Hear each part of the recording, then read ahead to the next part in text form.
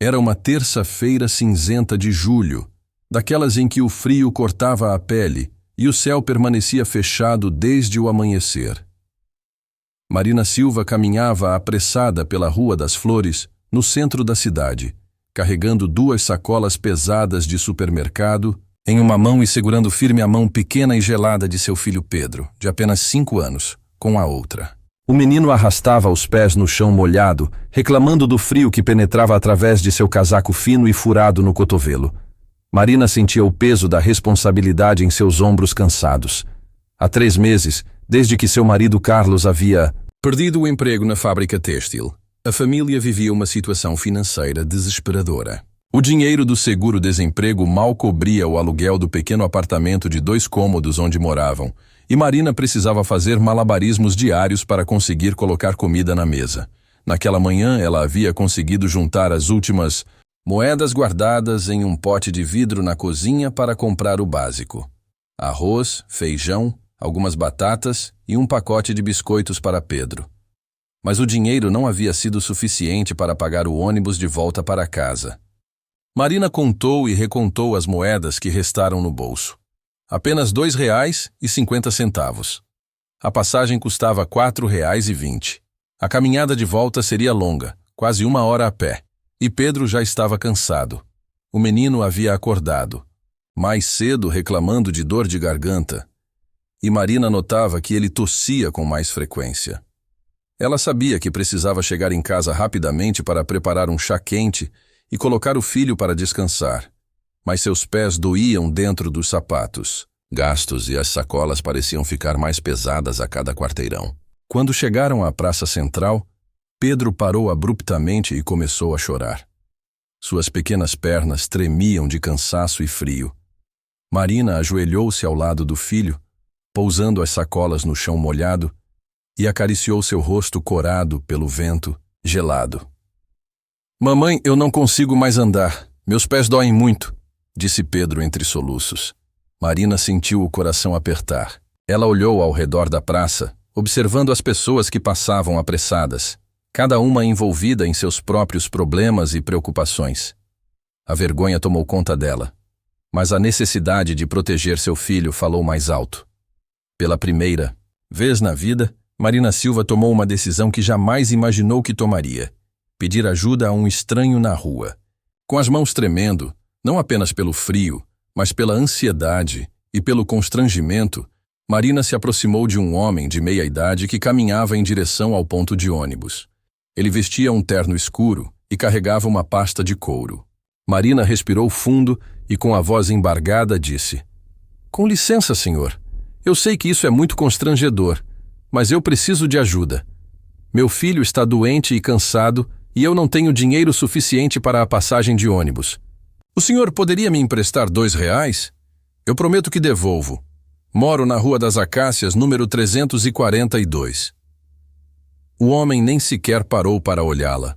Balançou a cabeça negativamente e acelerou o passo como se Marina fosse invisível.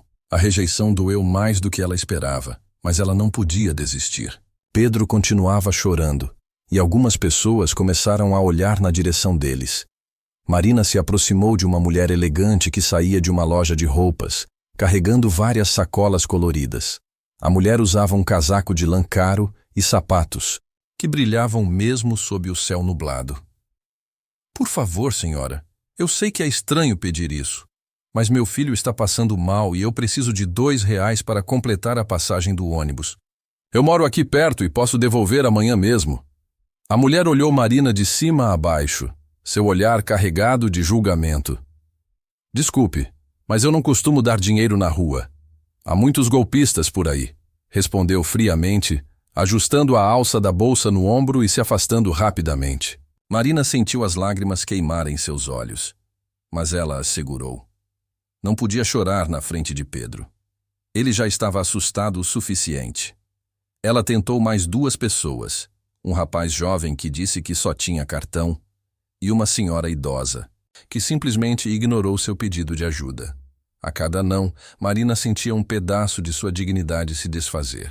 Ela nunca havia imaginado que um dia estaria naquela situação, pedindo esmola, porque era isso que ela estava fazendo, por mais que tentasse disfarçar. A vida havia mudado tão rapidamente. Há um ano, ela e Carlos tinham uma rotina estável.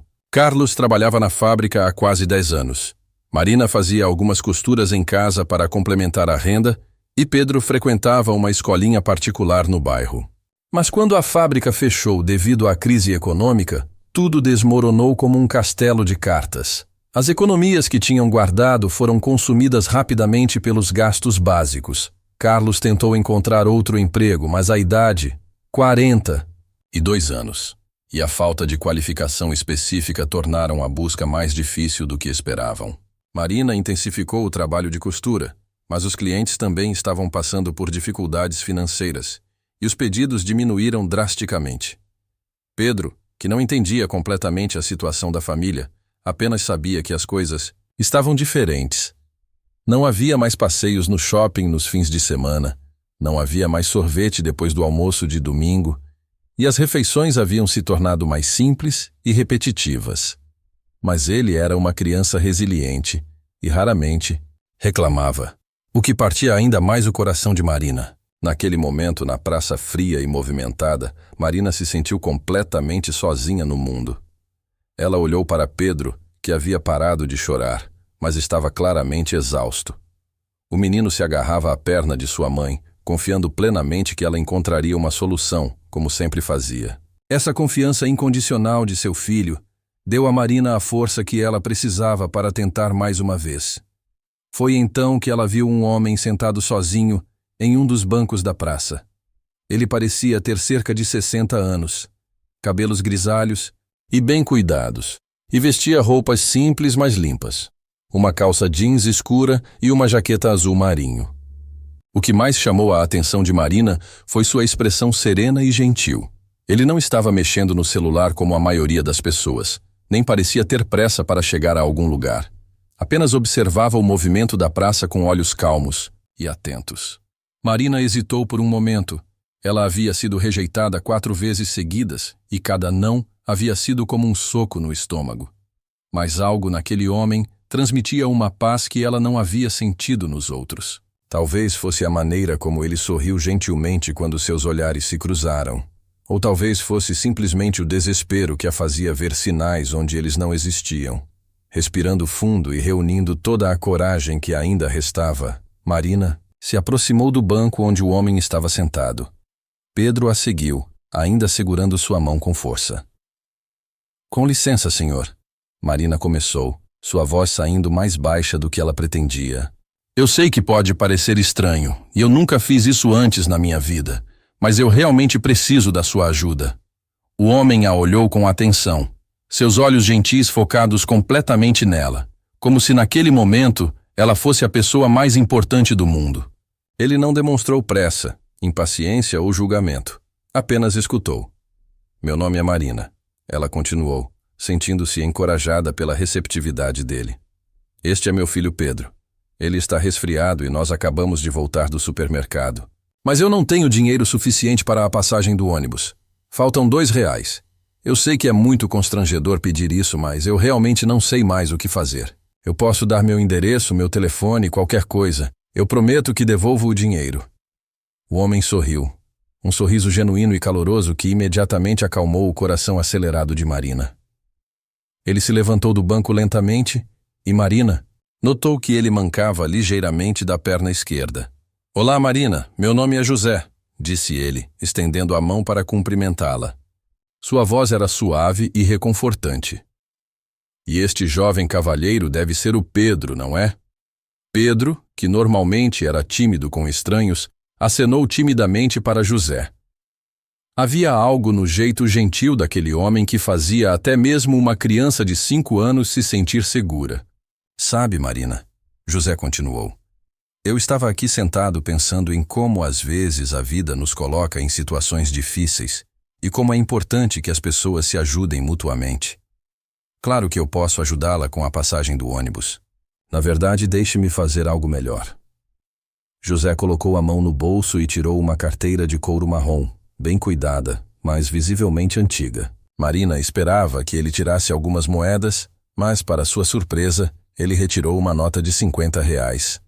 Senhor José, eu só preciso de R$ 2, Marina disse rapidamente, sentindo o rosto esquentar de vergonha. Eu não posso aceitar. Tanto dinheiro assim. Marina, José disse gentilmente, colocando a nota na mão dela e fechando seus dedos sobre o dinheiro. Às vezes recebemos ajuda não apenas na medida exata do que pedimos, mas na medida do que realmente precisamos. Você e Pedro precisam de mais do que apenas a passagem do ônibus hoje. Marina sentiu as lágrimas finalmente brotarem em seus olhos. Não eram lágrimas de tristeza ou vergonha, mas de profunda gratidão e alívio. Ela havia saído de casa, naquela manhã carregando o peso do mundo nos ombros, e agora sentia como se uma parte desse peso tivesse sido suavemente retirada. Eu não sei como agradecer, ela disse, sua voz embargada pela emoção. O senhor não me conhece, não sabe. Se eu realmente vou devolver o dinheiro, e mesmo assim... Marina, José a interrompeu suavemente. Quando eu era mais novo, eu também passei por momentos difíceis. Certa vez, uma estranha me ajudou quando eu mais precisava, sem me conhecer, sem esperar nada em troca. Ela me disse algo que nunca esqueci. A gentileza que você recebe hoje, você passa adiante amanhã. Considere isso não uma dívida comigo, mas um compromisso com a próxima pessoa que precisar da sua ajuda. Pedro, que havia observado toda a conversa em silêncio, soltou a mão de Marina e se aproximou de José. Obrigado por ajudar minha mãe, disse o menino com sua voz aguda e sincera. Ela é a melhor mãe do mundo, mas às vezes ela fica triste quando acha que eu não estou olhando. José se ajoelhou na altura de Pedro, ignorando o desconforto que isso claramente causava em sua perna machucada. Sabe uma coisa, Pedro? Sua mãe é realmente muito especial. E sabe por quê? Porque mesmo quando as coisas estão difíceis, ela não desiste de cuidar de você. Isso é o que as pessoas mais corajosas do mundo fazem. Pedro sorriu pela primeira vez naquela manhã, um sorriso largo que iluminou seu rosto cansado. Marina observou a interação entre seu filho e aquele homem gentil e sentiu algo que não sentia há muito tempo. Esperança. Senhor José, Marina disse, eu gostaria muito de saber onde o senhor trabalha ou onde posso encontrá-lo para devolver o dinheiro. Eu sei que o senhor disse para não me preocupar com isso, mas isso é importante para mim. José sorriu novamente, mas desta vez, Marina notou algo diferente em seus olhos, uma tristeza sutil que ele tentava esconder. Marina, eu sou aposentado, minha esposa faleceu há 2 anos e meus filhos moram em outras cidades. Eu venho aqui na praça quase todos os dias, não porque tenho algo específico para fazer, mas porque gosto de observar a vida acontecer ao meu redor. Hoje, a vida me trouxe você e Pedro, e isso foi um presente para mim também. Marina começou a entender que José não era apenas um homem gentil que havia decidido ajudá-la. Ele era alguém que, assim como ela, estava passando por seus próprios desafios, a solidão, a perda, o vazio deixado pela ausência de pessoas queridas. A ajuda que ele ofereceu não era apenas financeira, era também uma conexão humana de que ambos precisavam. O senhor quer vir tomar um café em casa? Marina perguntou impulsivamente. Não é nada fancy, mas eu faço um café bem gostoso. E tenho alguns biscoitos. Pedro adoraria mostrar seus desenhos para o senhor. José parecia genuinamente tocado pelo convite. Eu ficaria muito honrado, Marina. Faz tempo que não sou convidado para um café em família. E assim, os 3 caminharam juntos até o ponto de ônibus. Marina não sentia mais o peso das sacolas. Pedro não reclamava mais do cansaço, e José mancava com um sorriso no rosto que não aparecia há meses. Durante o trajeto de ônibus, José contou que havia sido professor de história por 40 anos. Ele falou sobre sua esposa, Helena, que havia sido enfermeira e que costumava dizer que cuidar das pessoas era a profissão mais importante do mundo. Pedro ficou fascinado quando José mencionou que tinha 3 netos da idade dele, mas que via raramente porque moravam longe. Quando chegaram ao modesto apartamento de Marina, ela se sentiu envergonhada por um momento. O local era pequeno, os móveis eram antigos e havia remendos visíveis nas cortinas que ela mesma havia costurado. Mas José entrou como se estivesse sendo recebido em um palácio. Que casa aconchegante, ele disse sinceramente, observando os desenhos de Pedro colados na geladeira e as plantas pequenas que Marina cuidava na janela da cozinha. Dá para sentir que aqui mora muito amor. Marina preparou o café enquanto Pedro mostrava seus brinquedos para José. O homem se sentou no chão da sala, sem se importar com a dificuldade para se levantar depois, e brincou de carrinho com o menino como se fosse seu próprio avô. Durante o café, Marina contou mais sobre sua situação. Falou sobre o desemprego do marido, sobre as dificuldades financeiras, mas também sobre os pequenos momentos de alegria que eles ainda conseguiam encontrar juntos como família. José escutou tudo com atenção, sem julgamentos, oferecendo apenas sua presença compassiva. Sabe, Marina, José disse enquanto saboreava o café caseiro, eu passei a vida toda ensinando história, contando sobre pessoas que enfrentaram dificuldades muito maiores do que as nossas e encontraram maneiras de superá-las. Mas às vezes eu esqueço que essas histórias de coragem não estão apenas nos livros. Elas estão bem aqui, na vida real, em pessoas como você. Quando Carlos chegou em casa no final da tarde, depois de mais um dia procurando emprego sem sucesso, ele encontrou Marina, Pedro e José rindo juntos na sala. Pedro havia convencido José a desenhar com ele, e os três estavam no chão cercados de papéis coloridos. Marina apresentou José ao marido, contando como eles se conheceram. Carlos, que estava acostumado a receber apenas más notícias ultimamente, ficou inicialmente desconfiado.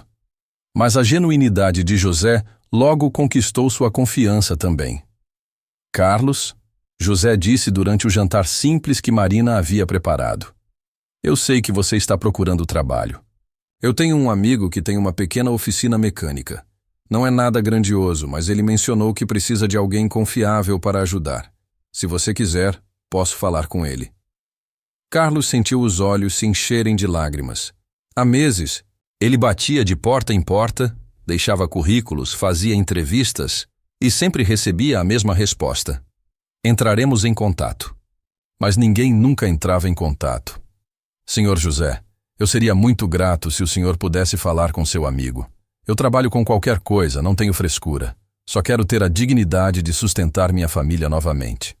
Naquela noite, depois que José foi embora prometendo voltar no dia seguinte para levar Carlos até a oficina de seu amigo, Marina ficou acordada por um longo tempo, refletindo sobre os eventos do dia. Ela havia saído de casa pela manhã, se sentindo derrotada e desesperada, e estava terminando o dia com o coração cheio de gratidão e esperança. Ela pensou em como havia quase desistido depois das primeiras rejeições na praça. Se ela tivesse cedido à vergonha e ao desânimo, nunca teria conhecido José. E José não era apenas alguém que havia lhe dado dinheiro. Ele havia lhe devolvido algo muito mais valioso: a fé na bondade humana e a esperança de que as coisas poderiam melhorar. Na manhã seguinte, José apareceu pontualmente, vestindo a mesma roupa simples, mas impecável do dia anterior. Ele trouxe um pequeno presente para Pedro, um livro de histórias infantis, e acompanhou Carlos até a oficina de seu amigo, seu Antônio. A oficina era pequena e modesta, mas seu Antônio era um homem honesto que precisava mesmo de ajuda. Depois de conversar com Carlos por alguns minutos, ele ofereceu uma oportunidade de trabalho. O salário não era alto, mas era um recomeço. Carlos voltou para casa naquela tarde com um brilho nos olhos que Marina não via há meses. Eu começo na segunda-feira, ele anunciou, abraçando a esposa e o filho ao mesmo tempo. Finalmente vou poder sustentar vocês novamente.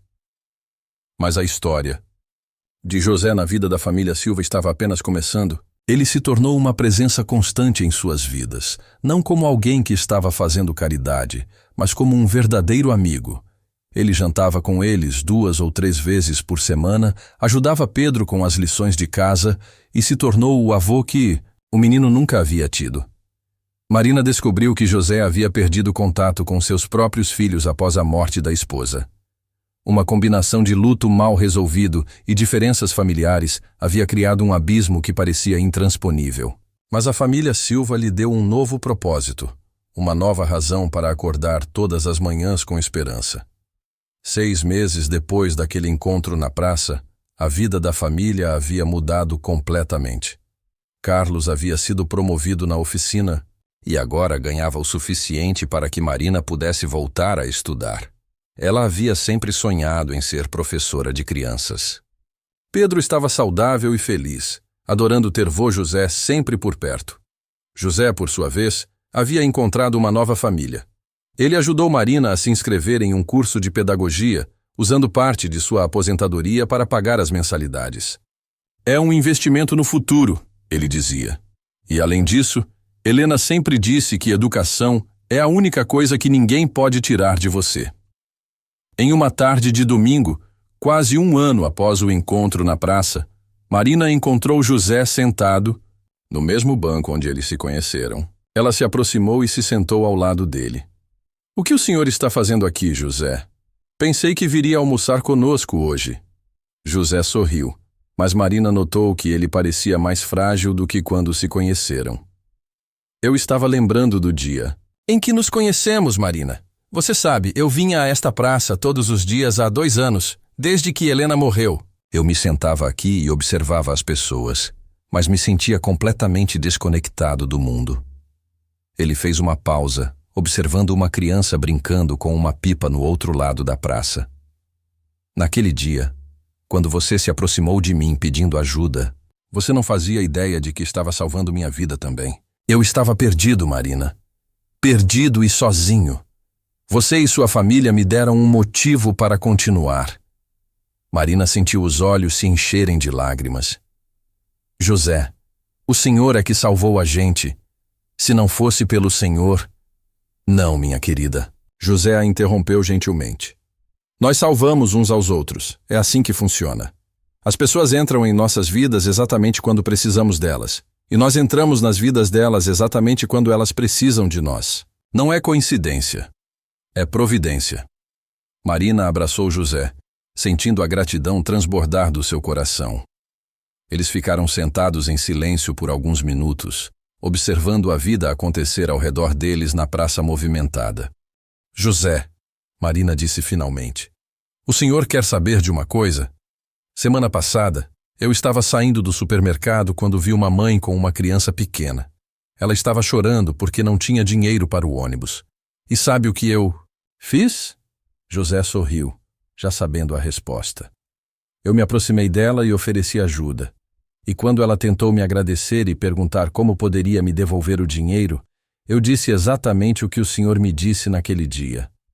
A gentileza que você recebe hoje você passa adiante amanhã." José riu suavemente, seus olhos brilhando com orgulho e alegria. "E assim o círculo continua, Marina. Assim o círculo continua." Eles se levantaram do banco e caminharam juntos de volta para casa, onde Carlos e Pedro os esperavam para o almoço, de domingo. Marina olhou para José caminhando ao seu lado, mancando ligeiramente, mas com um sorriso sereno no rosto, e percebeu que havia aprendido uma das lições mais importantes da vida.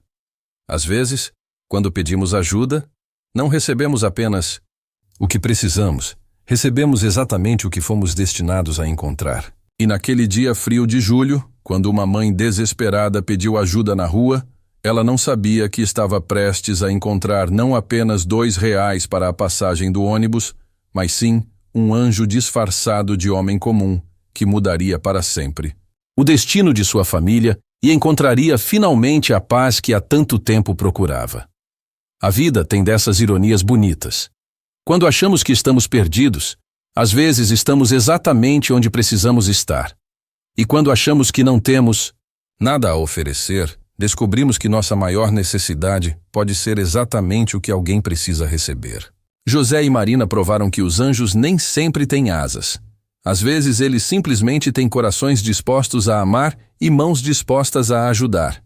E assim, uma simples pergunta feita em um momento de desespero se transformou na resposta que 2 almas solitárias nem sabiam que estavam procurando. Porque às vezes, o que chamamos de coincidência é apenas o universo conspirando para colocar as pessoas certas nos lugares certos, na hora exata em que elas mais precisam umas das outras.